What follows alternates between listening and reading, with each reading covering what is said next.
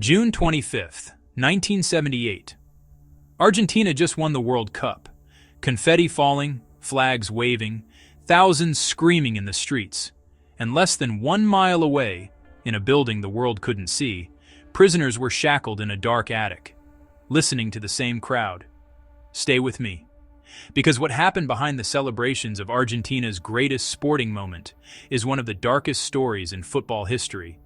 In March 1976, Argentina's military seized power. General Jorge Rafael Videla overthrew the elected president. And what followed was called the Dirty War.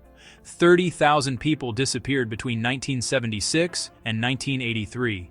Students, teachers, journalists, lawyers, pregnant women, taken from their homes, never seen again. The regime needed something to distract the world. FIFA handed them the perfect weapon, the 1978 World Cup, held in Argentina, organized by the dictatorship, funded by the dictatorship, controlled by the dictatorship. Think about that for a second. The most watched sporting event on earth, handed to a government that was murdering its own citizens. Less than 1 mile from the World Cup final stadium stood a building called ESMA, the Navy Mechanics School. On the surface, an educational facility. Behind its walls, one of the most brutal torture centers in South American history. 5,000 men, women, and children entered ESMA through its back door. Almost none of them came home. On June 25, 1978, the night of the World Cup final, Argentina versus the Netherlands, prisoners inside ESMA could hear everything. The roars, the chants. Argentina! Argentina! Graciela Delio was one of them, hooded, shackled, living in a basement the prisoners called the fishbowl. That night, guards brought a television into her cell, and for a moment, torturers and prisoners watched the same screen. Argentina won 3-1. The head of the torture program, Jorge Eduardo El Tigre Acosta, ran through the cells screaming, "We won! We won!" He shook his prisoners' hands, kissed their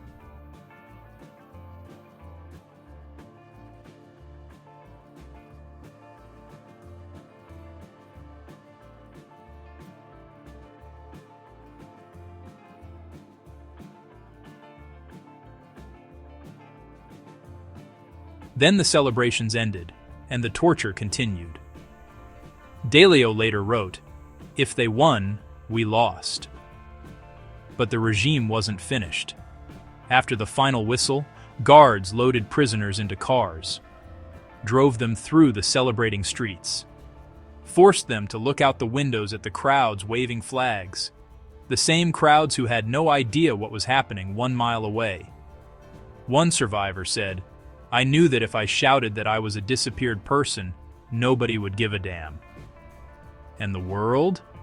The Swedish coach said, "Our stay here is marvelous. I haven't seen anything that suggests this isn't a great country." FIFA said nothing. The international press celebrated Argentina's victory.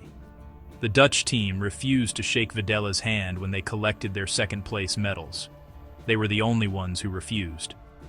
The regime used the World Cup exactly as they planned. A party for everybody. A cover for everything else. In 1985, Argentina's junta leaders were finally tried for crimes against humanity. Videla was sentenced to life in prison. He died there in 2013. But for 5,000 people who entered ESMA, justice came too late. In 2001, the Argentine government turned ESMA into a memory space, a museum. Today, visitors can stand in the same attic where Ricardo Coquet was shackled listening to World Cup cheers. He said, "When we were in here, we did not belong to the world of the living." Here is the question that history still hasn't fully answered. How many people in that stadium knew what was happening 1 mile away? And if they knew, did they choose not to look? Comment your answer below. I read every single one. The truth, in the end, always surfaces. This is VeiledVerdict. Subscribe, new story every week. Hit the bell so you never miss one. Sources: ESPN, History.com, Tribune Magazine, Wikipedia. The World from PRX.